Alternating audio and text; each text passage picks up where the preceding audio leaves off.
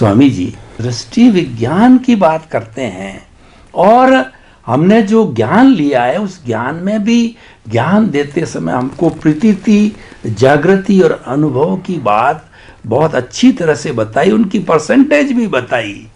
तो प्रतीति, जागृति और अनुभव इसको निरंतर बनाए रखने के लिए और किस तरीके से दृष्टि विज्ञान में रहें जो कि रियल पुरुषार्थ है, इन सबको जोड़ करके, और मोक्ष मार्ग में कुछ करना नहीं है, ये भी बात आप बताते रहते हैं, अध्यात्म विज्ञान में बताई गई है। तो इन सब बातों को करना कुछ नहीं है और उसके साथ साथ के अंदर इन सब चीज़ों को समझना भी है। तो एक किस तरीके से हम एक चैनल को अपनावें, वो थोड़ा कृपया खुलासा कीजिए। ये जो आपने प्रश्न किया कि जिस प्रकार से कर्मयोग, भक्ति योग और ज्ञान योग और विज्ञान योग, इसकी जो बात किया हमने, उसमें खास ध्यान रखने का है मनोयोग, देह योग, वाणी योग और आत्मयोग। मनोयोग से आप बहुत सारे विचार कर सकते हैं और डेवलप भी कर सकते हैं, अपने मन को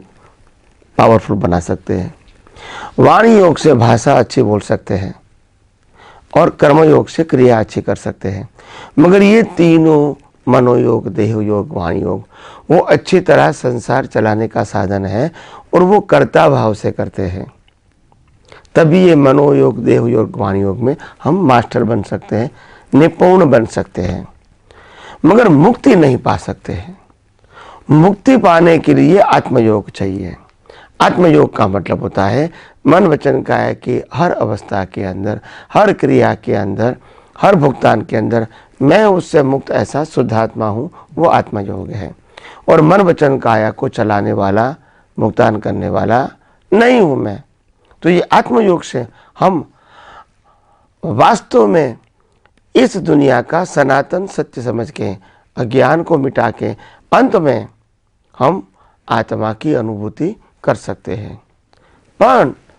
परंतु हमारे जीवन में ये जो आगे बढ़ने के लिए हमको जो ज्ञानी पुरुष ने जो दृष्टि दिया है, वो दृष्टि का 3 कैटेगरीज है: प्रतीति, लक्ष्य और अनुभव।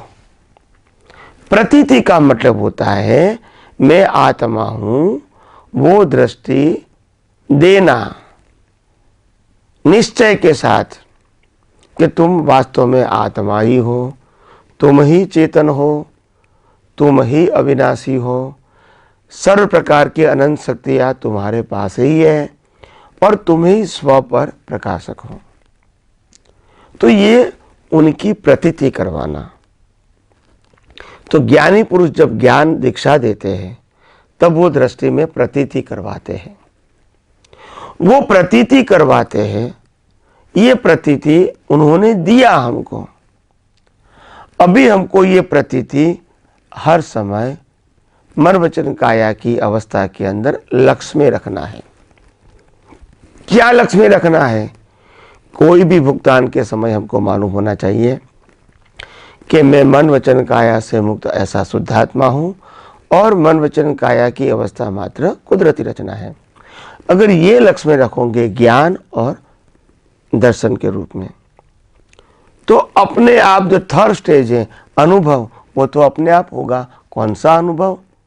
मन वचन काया से मुक्त रहने का, क्योंकि हम तो मुक्त हैं, अनुभव नहीं करते हैं क्योंकि विज्ञान नहीं जानते हैं। तो विज्ञान का उपयोग नहीं करेंगे तो अनुभव कैसे होगा?